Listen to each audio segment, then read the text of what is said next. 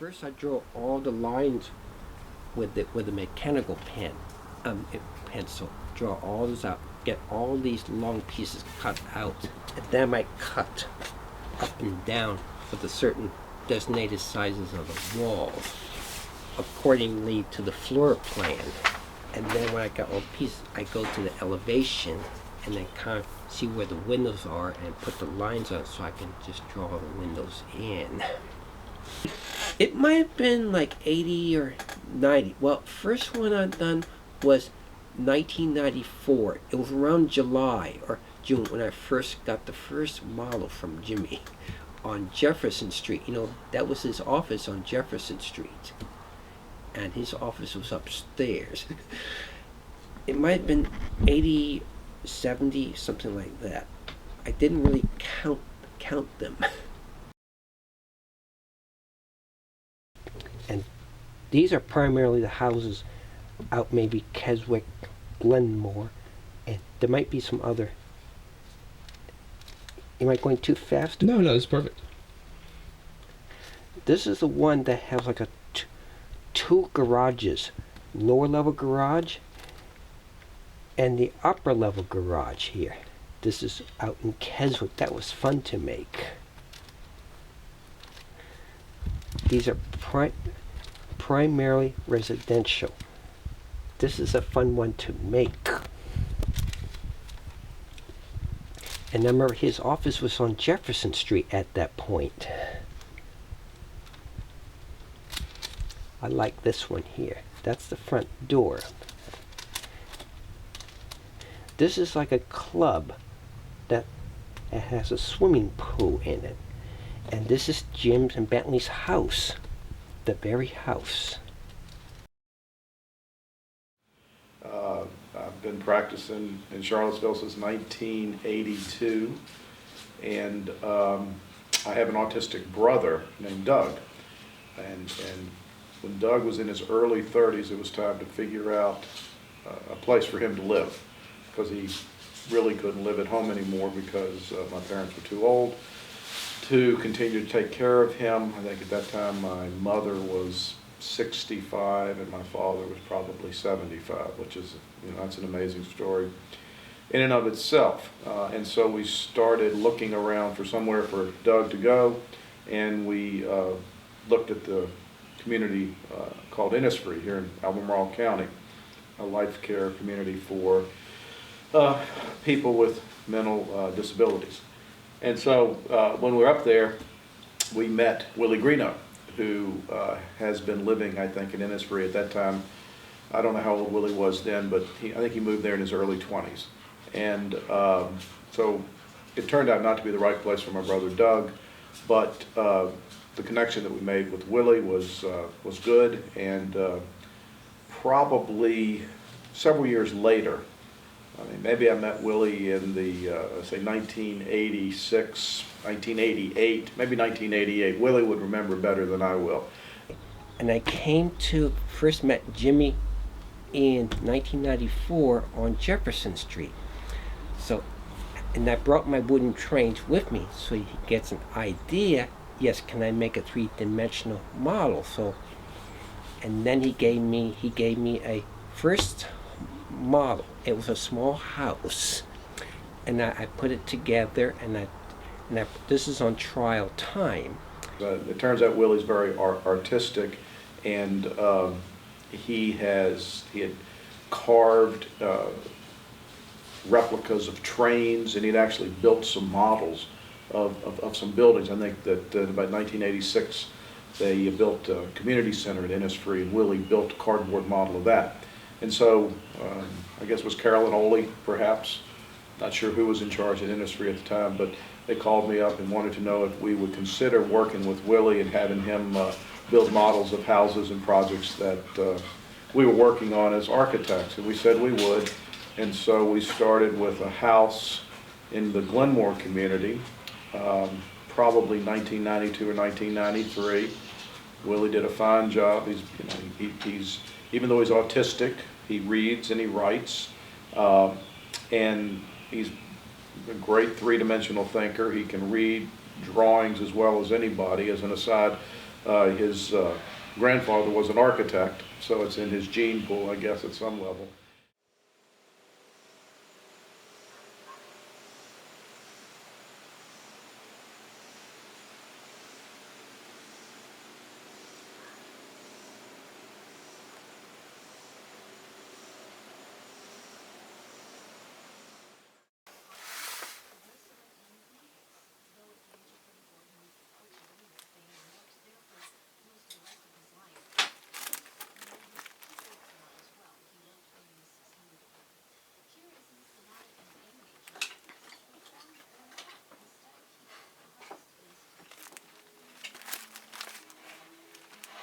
And I've been making models for 14 years, and he's really a friend, and he's really a sweet man, really a sweet man and person, and likes to do things for me, and it's always a pleasure to get to know him, do things together.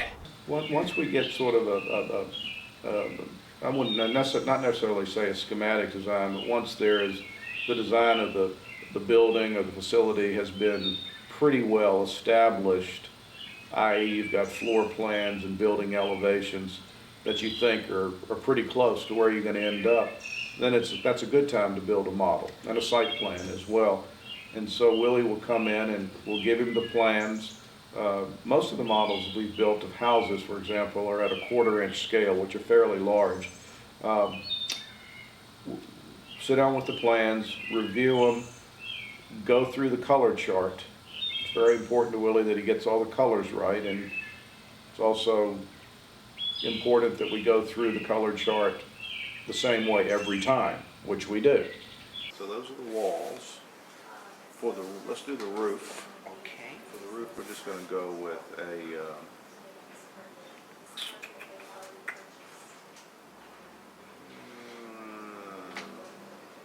dark gray.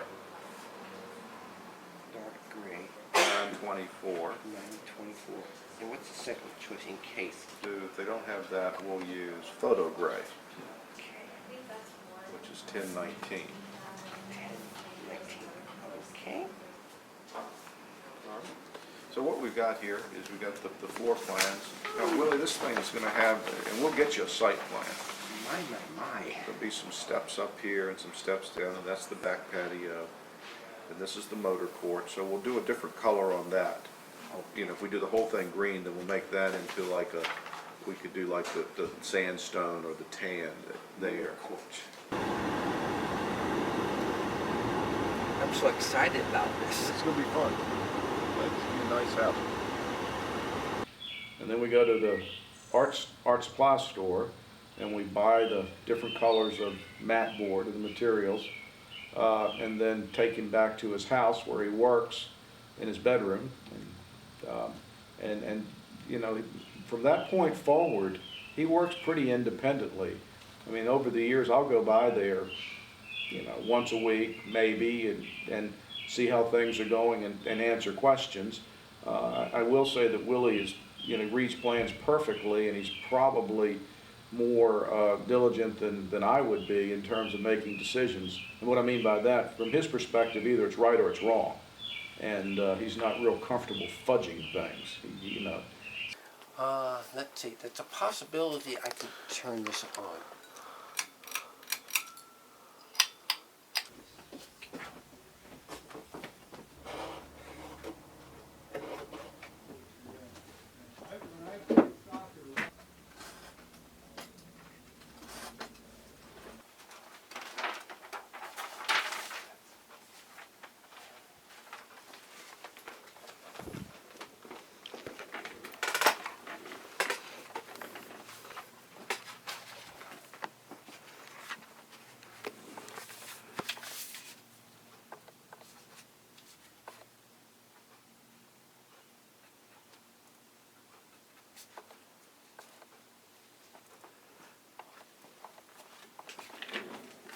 Yeah, it's a relaxing mode, yes, and I like doing it and hope not to lose interest in it, or not to get stressed, but to survive, work kind of slowly.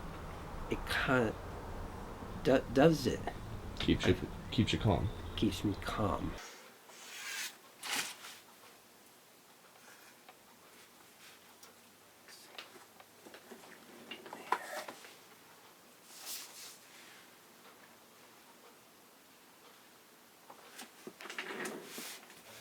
Oh, yeah, that's the other thing that I find to be remarkable is when Willie goes to build a model, you know, he takes the drawings to his room where he lives in a group home in downtown Charlottesville, where we've helped him set up a workstation.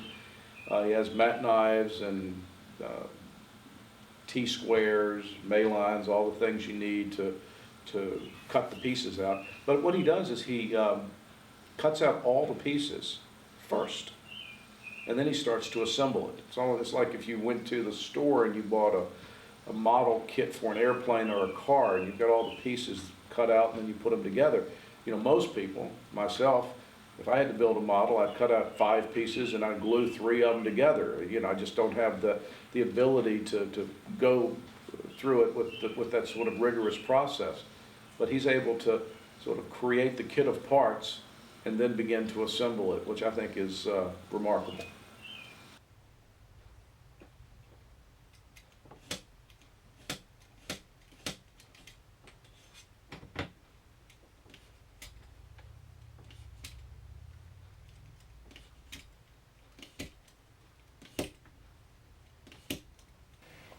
And then something happens with the roof. I might have to cut a little bit away here because when I was looking at different elevation, this part looks a little shorter than here.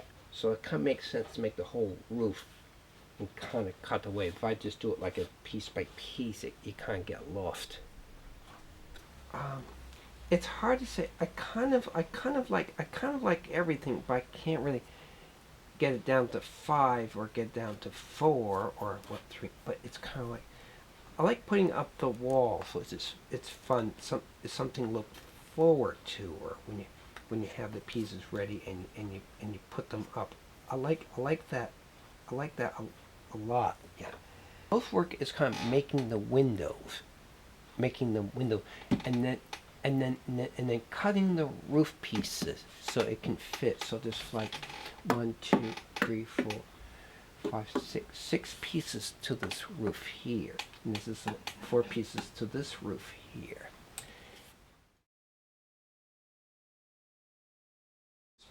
Oh yeah, I first came to Innis in August 1st, 1977.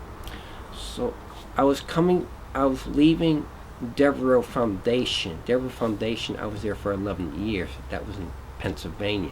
So after Devereaux, I came to Innisfree. So there was a newspaper article about Innisfree. So my mom and my dad, I think, got hold of it and then called Innisfree to see about me coming down there. So I came for a visit, 1976, and I came for Innisfree for a trial, August 1st, 1977, and there I was, I think it was a 6-week trial up here. So now I'm there for good. So I've been living at Innisfree totally of like 34 years. I think that it was started in the 1970s by some parents from Northern Virginia who had children who had special needs, and they looked around and there weren't any, or there were very, very few facilities available for young people to move to once they no longer could be at home.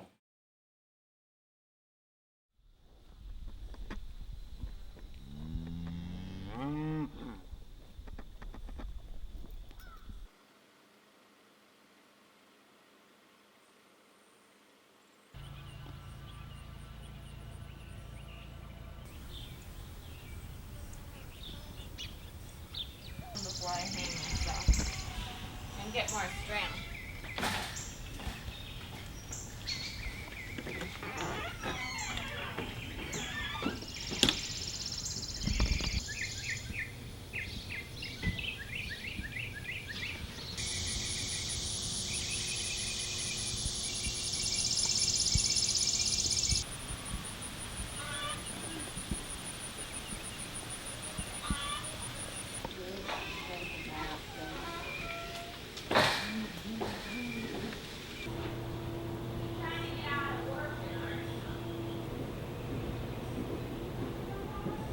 One of the things that seems especially important to me is to use people first language. And people first language means that we think of the individual before we think of a description about them. So I say Zac with blue eyes. Zac's more important than the blue eyes. So Jim, hey Jim, hi there, see you later. By the airport. So Jim is more important than the description of his situation. So close the door, please. Israel and the gym. Thank you. Yeah, thank you. Well, before Israel and the gym. I think Israel.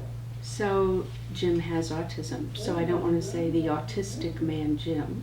I want to say Jim either with or has autism.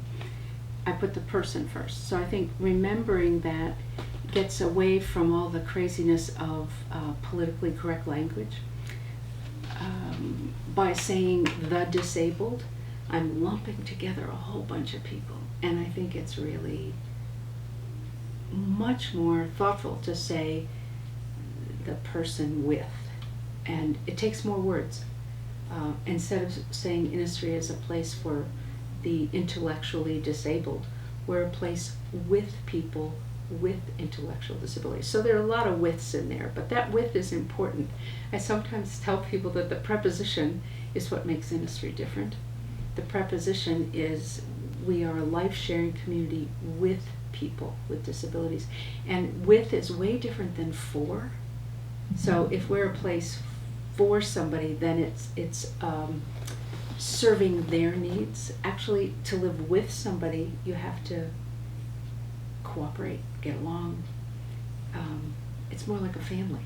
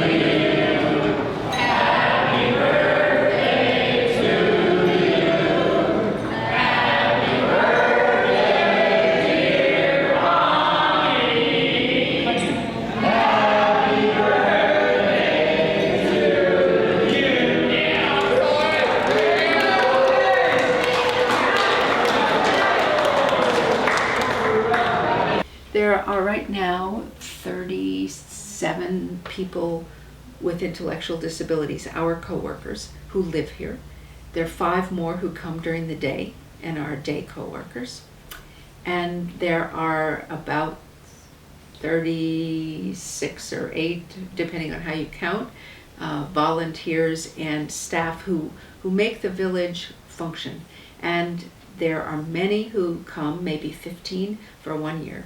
And they come from all over the world, different countries, the United States as well, and make a 1-year commitment. So it's a bit like the Peace Corps in that way. And you guys seem 100% self-sufficient. Nope. Not 100%? Nope. That's a utopian idea that Right. would be lovely. Certainly in the summer we have all our veggies, and actually more kale and broccoli than you would want to eat. But what happens is during the winter, we obviously buy our food and vegetables, but we're not self-supporting because the people with disabilities who are here pay a tuition to be here. We're a private nonprofit. We don't get state support. We've chosen that route. And some of the people who are here are on scholarships.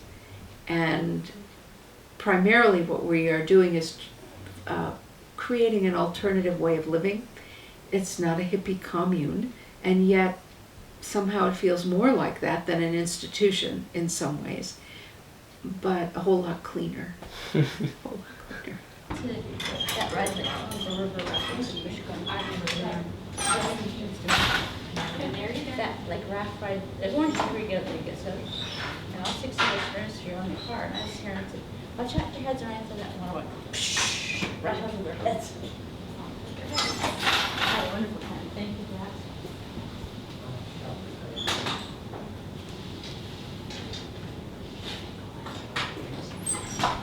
What? He wants us to just keep on acting like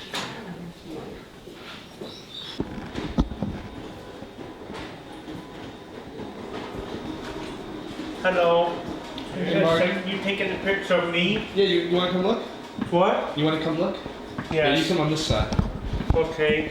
The older guys can the older guys get the women, right? The young guys go to war. I mean, it's brilliant. I mean, what are you gonna do for a woman? Well, you're allowed to rape the neighbors.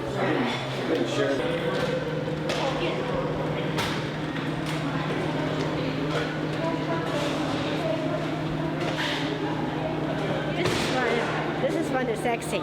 We did a butt dance. What's back there? Manda. Okay. We did a butt dance together. Okay. I've got your name. I'm Zach. I'm Zach. This is one that teaches me second baby. That's right. I'm Rhonda and I tease her.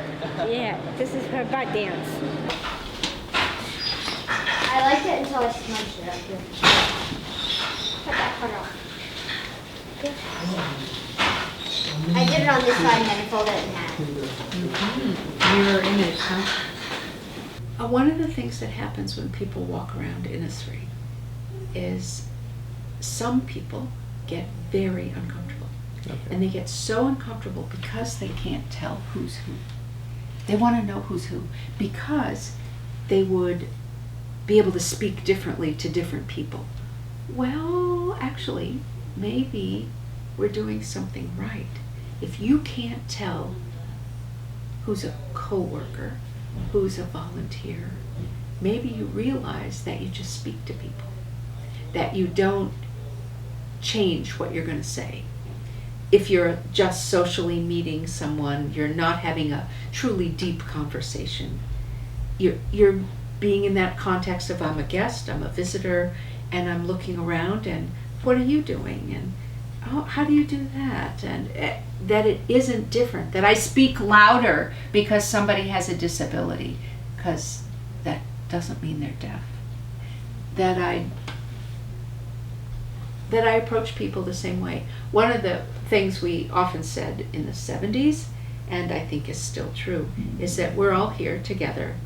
We all have disabilities, and some of them are diagnosed, and some of us are undiagnosed.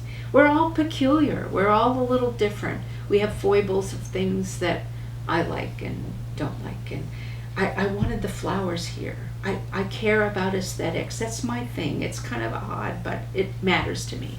I make sure that the surrounding is pleasing to me. But still, we all have more alike than we have different. And I think getting to know Willie helps to point that out. I'm not as artistic as he is. I'm not as precise, but I love crafts. I love the weavery. I love sewing. He loves the woodworking. He loves making models.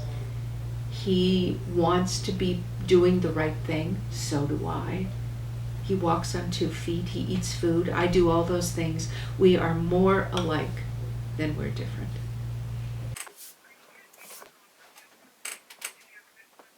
Yes, I did. Did you see the fireworks at Outer Banks? Or?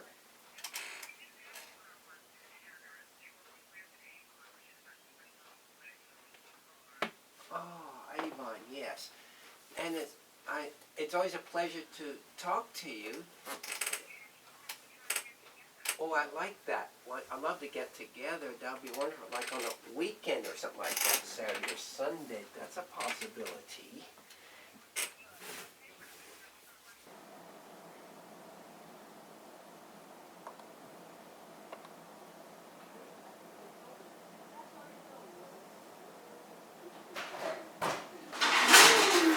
Hi, Hi, Zac. Hey, Willie. How are you? I'm all right. I like those pants. You want to make a plate, Willie, or you want Bentley to make you a plate?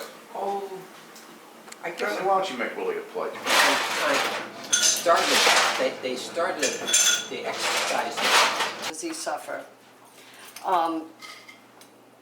Maybe a little bit more fall than spring. My. How long it takes you to decorate the Christmas tree? Okay. It's like 2.5 days. Or something like that. That's 2.5. pretty long. I like doing it. How many lights do you put on her tree? Is it one tree? One tree you do? It's one tree. It's a tall tree. On top of the tree, almost touched the ceiling. And the tree might be this wide. It's around 18 strands of lights, or maybe 20 or 18 or something. That's a lot. And you put all the lights on. You have so much patience, Willie. Yeah, because that's the worst thing in our house is putting the lights on. You know, And then you plug them in and some of them don't work. Do you ever get in a hurry? Do you know what I do the lights before I put them on? I test each one of them. Make So sure imagine that. before I put them on the tree. Yeah. If I don't do that, one of them might go out. I Yeah. have to take it all out. So I But test- you have to test every one of them.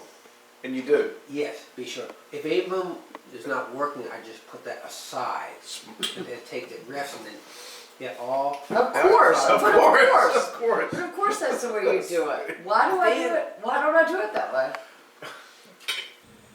He also shows you how you can be a better person, because he lives his life day in and day out, in my view at least, to a really high standard in terms of his conduct, his comportment, his values, and his ethics. And he's not influenced by envy or jealousy or greed or so many of the things that distort, quote, normal people. And so when you're around Willie, I think if you engage him and spend any time with him, which is fun to do because he's a great guy, you walk away inspired to simply be a better person. I want to be more like Willie. And I think, there's a lesson in that for all of us when we think about people that aren't quite as normal as we think we are. I feel lucky. I feel I'm proud of myself, and I'm happy about that. That I'm going into that path. Before I pass away on earth, I want to do good things as I can on earth. I think I'm kind of concerned about that. You concerned about what? Oh, to live a good life on earth. Good life on earth. Don't follow after violence, or don't follow after wars, or don't get involved with wars, because war is not right to begin with. And then, oh yes, on earth they say people have an equal chance. Whether people are white or colored or brown or purple, or it's all the same, to be treated as dignity. Respect.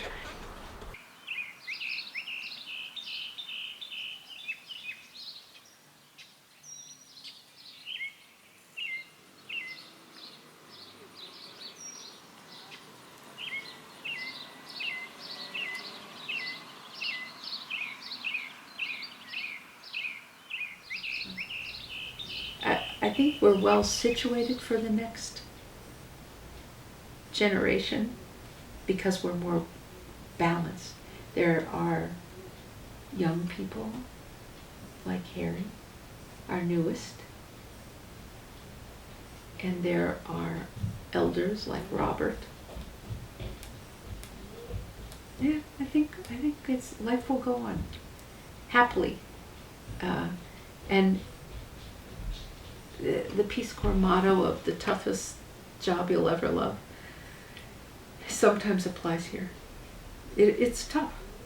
I guess what I would say is it's not so much a job, though. It's the toughest life you'll ever love. And the Peace Corps, you're more doing a specific job. Here you're coming to live.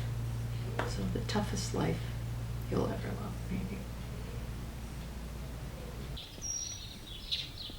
You want to see Paul again like Jackson's birthday? You get a chance to see